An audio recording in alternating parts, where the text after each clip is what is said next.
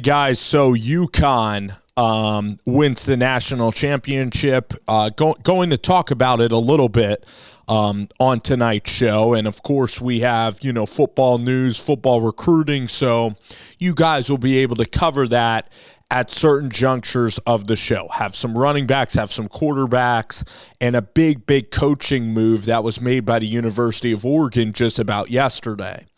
But now it is the 9th. It's April 9th, and the University of Connecticut, Dan Hurley is ahead of the college athletic world. Dan Hurley, I'll tell you this, Dan Hurley is ahead of the college basketball world. He is. He's like 3 steps ahead, and everybody's trying to catch up to him. And it's pretty incredible. I think that Connecticut has some, they have a little bit of NIL. They have decent NIL there in stores. They have some history, but they've never been this dominant to go back-to-back like this. This basketball team, they just have great defenders all over the place. When you look at how great UConn is, we should discuss why Dan Hurley was able to pretty much advance ahead of every single program in college basketball. Like, why are we at this point with Dan Hurley? And Dan Hurley kind of reminds me of Jim Harbaugh in that they both came from, basketball, or they both came from athletic lineages, right? And they're both really intense, kind of like hot-headed on the sidelines, but they're both kind of endearing in kind of, in interesting ways, and they're both very much themselves. So, really when I look at this championship by the University of Connecticut, Dan Hurley is somebody that, to be great, you kind of have to be almost, I'm going to say, like, maybe psychotic, or to be great, you have to be borderline cutthroat, and you just have to ride that fence of being a little bit villainous when you're supposed to be that great. We look at Michael Jordan, we look at Kobe Bryant. Your focus level has to be that incredible. Michael, Jordan, Kobe, Tom Brady. You can't put up with any BS. And that's Dan Hurley. Dan Hurley, after losses, is so distraught for several days. And after wins, the wins they dissipate very quickly for Hurley. He's always on to the next thing. And that's what Nick Saban and Bill Belichick also have in common with Hurley, is that the great coaches, the wins don't feel that great for long periods of time, and the losses just absolutely kill you. Now, you could be a very successful basketball coach and have it be the other way around. It's not like a absolute necessity, but when you're talking about the greatest of the greats, like, maybe we'll have to go back to John Wooden, but Bob Knight certainly had this quality about him as a coach. We look at guys like Dean Smith, I'd consider to be somebody who's kind of happy-go-lucky. Same with Roy Williams was this style. And they won national championships. Bill Self, Jay Wright was calm. So there's other ways to go about it. But I'd say even that Dan Hurley's team right now, just these 2 years have been 2 of the greatest runs in college basketball that I can ever remember, really covering the sport for almost, 15 or 20 years of my 30 years of living on this earth. For them to literally go 12 games, a dozen games in this tournament, where it's one game or you're done, it's one and done, where upsets are kind of supposed to happen, and you're playing the hottest teams in basketball, teams that could shoot the three, in a transfer portal era. But anyway, you're facing teams in a one-game scenario, and if you have an off night, you're done. To go 12 games and to literally not win a game by less than 13 points is absolutely absurd. Even if you were going to win a game by 3, even if you were going to win 3 games by over 13 points, that is impeccable. And so when you look back at this UConn team historically, there's probably not going to be guys that are, going to go into the NBA. And if we look back to that Nova team, they were so good. But also what is helping Nova's team is that, the New York Knicks are balling. Like the fact that DiVincenzo, the fact that Jalen Brunson and these guys are so good at the NBA level, it's helping their case. So when you look at a guy like when you look at Alabama maybe, and you look at a Mac Jones, you might downgrade Mac for his college performance or Tim Tebow for his college performance because he wasn't able to do that well in the NFL. And you look at the Jalen Hurts and the Tua teams as being better, but you have to remember we have to judge it by college basketball standards. You don't have to, but I'm going to. And Tristan Newton and Cam Spencer are both grown 24-year-olds that both play really, really solid defense.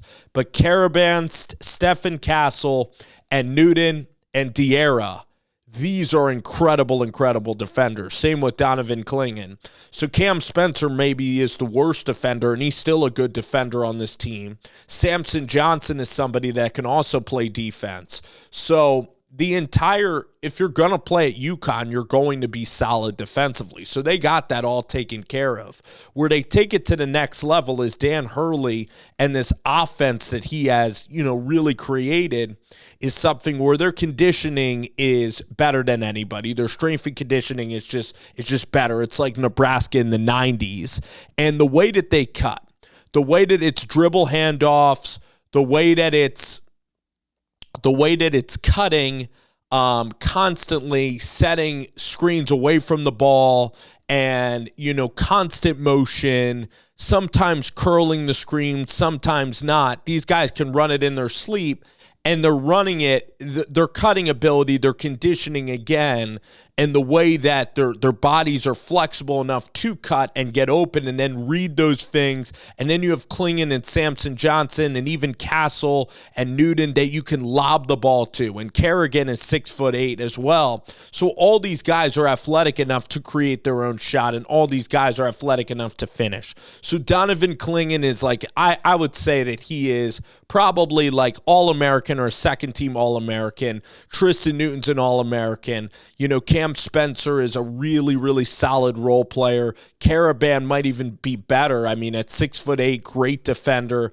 But Cam Spencer is just a real creator with the basketball.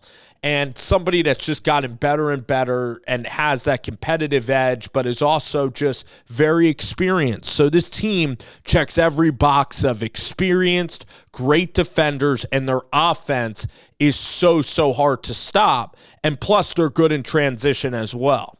So to beat a team like this, in this tournament, I'm trying to think. Alabama was maybe the team that maybe had their best shot to beat them. And if this team were to play a Villanova of 2018, Villanova's offense might have ruled the day. So maybe if you're going against DiVincenzo, maybe if you're going against the shooting prowess of Villanova that year, you might be able to stop them. Villanova might be able to score enough points to beat them because, Jalen was that good. Dante was that good. Mikal Bridges was that great in college, I remember. So most teams are going to have your Zach Edey's. Most teams are going to have Christian Laettner. Maybe if we go back to Grant Hill and Christian Laettner and Bobby Hurley and those Duke teams, maybe those teams are better, or a Olajuwon or a Patrick Ewing. But most of the time, you're going to have one or two superstars. This team as a whole, their superstar, their best player might be Tristan Newton or Clingan, and then Spencer's right up there with Karaban, and it's a group by committee, but everybody is so damn good. They play their role so well. So as a sum of all of its parts, they are really, really tough to beat. And Hurley's just intensity defensively, they're better than last year, and they're better because maybe it's the second year and because they were a 1 seed and they won the Big East tournament. Last year, I believe that Marquette was the Big East tournament champion last year. So Marquette and Xavier, I think Marquette actually beat Connecticut last year. So this year, UConn was pretty much like 36-3, went wire to wire.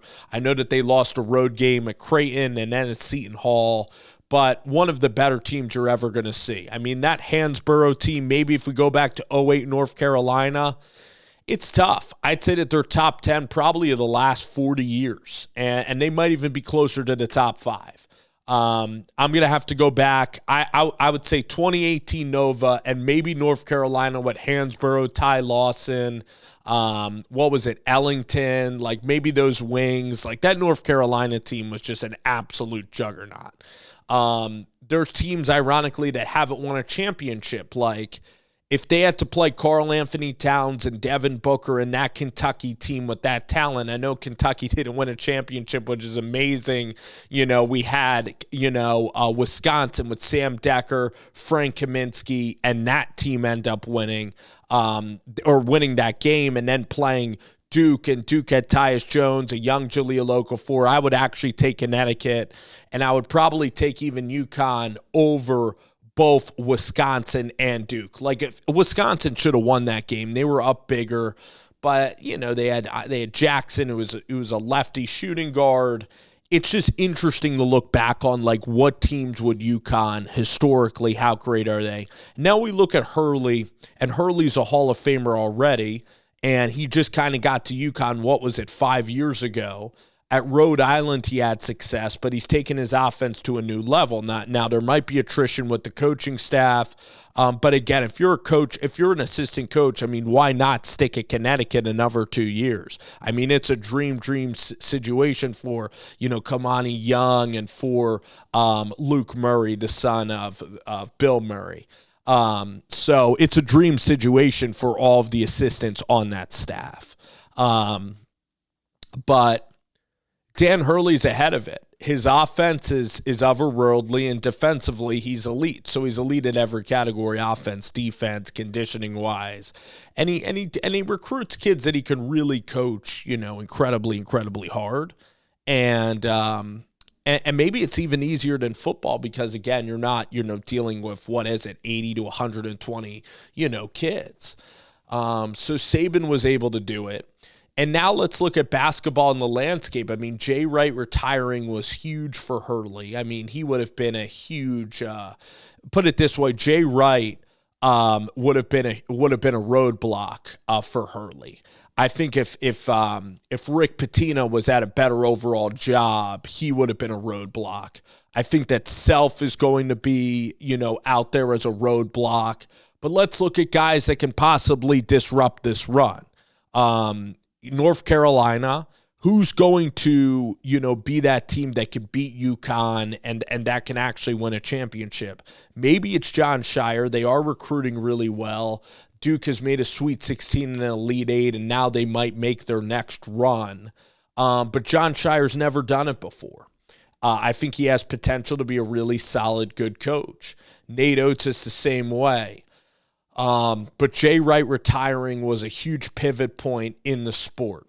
I think Coach K leaving and Roy Williams leaving, those are huge. So you're losing legends of the game. Billy Donovan leaving to go to the league was a huge event that happened. Brad Stevens as well. If Brad was in coaching, Brad is one of the best that's out there.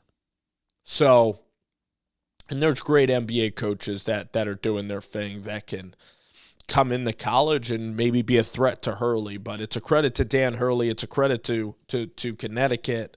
For the reasons outlined, it's a great overall team, and in some ways it's likable, even though they're kind of the bullies that have won.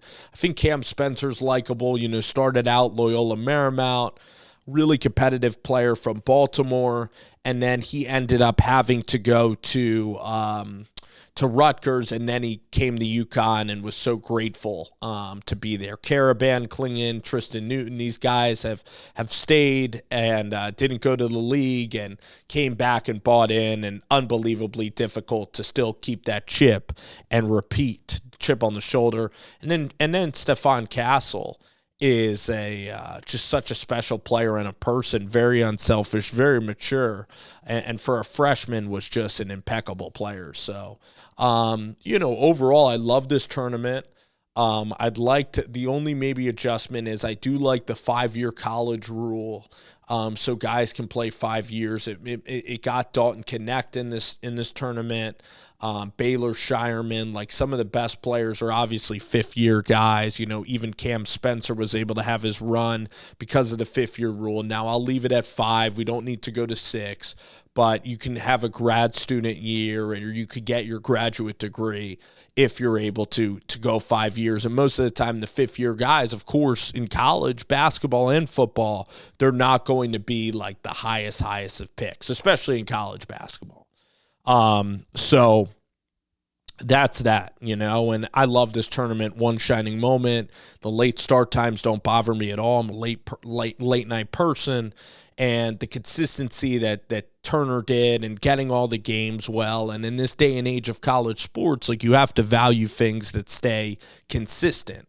And that's what this tournament did, Now we look at the Masters, and I like how the Masters, you can't watch it till 3 o'clock. Most people would be like, you're nuts. Why don't you like that you can't watch it? It's kind of because I'm not overexposed to it. Like, that when 3 o'clock hits, it hits like, what? It'll hit like your favorite, it'll hit like absolute, chocolate milkshake from Dairy Queen, at that time. 3 o'clock, because you're just dying, you're salivating. It's kind of like NFL Ticket. When you had to go on Sunday Ticket and actually get it, there was an art to it, that you're desperate. And too much access, like, that's why Augusta, I even remember they played in November, pandemic happened. It's like, oh my gosh, this is like the hottest model in the world without lipstick. It's like, oh my gosh, I can't believe I'm seeing this. I don't want to see this. I don't want to see Augusta like run down in November. Like, it needs to be perfect and pristine, and it has to have the allure of exclusivity, which is exactly what Augusta has. And this NCAA tournament, though, has kept its charm and consistency. And that is just so valuable in an ever-changing college landscape for it to keep it that way, because everybody's just so, in a fast-moving world, everyone wants to adjust and tinker and make things better. The tournament is already perfect, so do not mess with it. And that's why this year was a success. And even though there might have been some predictability in the tournament, you're not going to control those results, and some years are going to be more chaotic than others in terms of upsets, okay? So there we go. Connecticut, a national champion.